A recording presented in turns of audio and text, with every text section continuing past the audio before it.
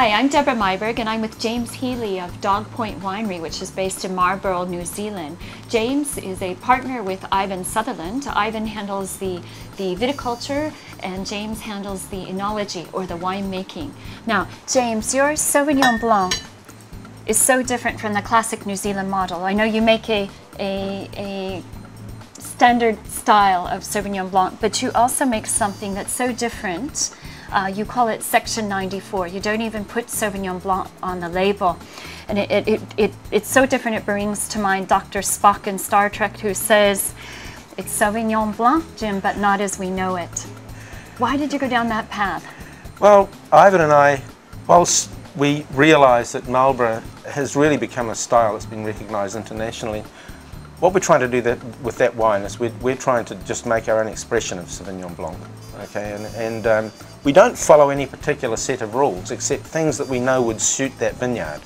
When we first started Dog Point, Ivan was the viticulturist and I was the winemaker, but we share everything that we do with respect for growing the grapes and what we do in the winery. So basically now, so I was like the apprentice viticulturist, Ivan was the apprentice winemaker, but over the intervening years since we started, we cover all the bases. With Section 94, that's a wine that we talk a lot about what we're trying to achieve, and what we're trying to get there is a really good expression of that vineyard, a very natural expression. We don't add yeasts, we press the juice straight to the barrel, and it's in barrel. All old barrels, there is no new component in it. It's in barrel for 18 months.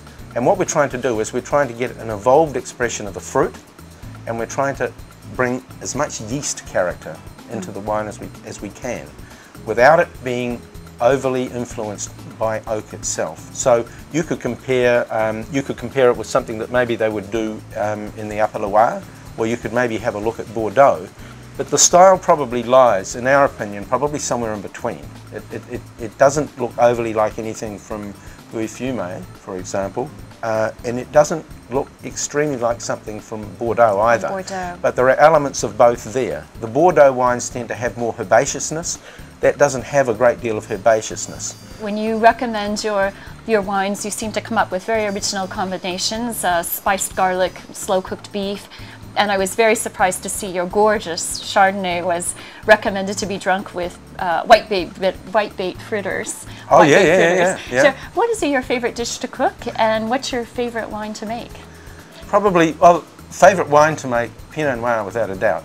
It's just the most beautiful wine. It's hard to get right, it's hard to grow, and every year you meet with success in some aspects. And I mean, I suppose the best way of explaining the wine thing is that when we have finished making a wine and put it in the bottle, I can't really look at it for 2 or 3 months, because whenever I open a bottle, it doesn't matter how good the wine is, all I can see are the things that... Flaws. Some of them are not flaws, they're just things that when I look at it, and they're the things that strike me. But well, that's like managing a teenager, right? Yeah, it's better not to turn your back on it though, like I do for 2 months with the wine.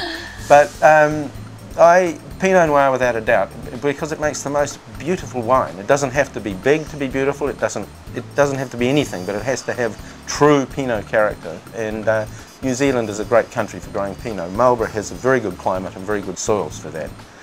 As far as the food goes, I guess my favourite, I think, if I was going to be matching it with Pinot, what I probably cook more often than not is duck and mushroom risotto. I just think it's just the greatest match with Pinot Noir. You're making me hungry. Yeah. Well, thank you so much, James, and I look forward to drinking some of the wines later today. No, and thank you very much, Debra.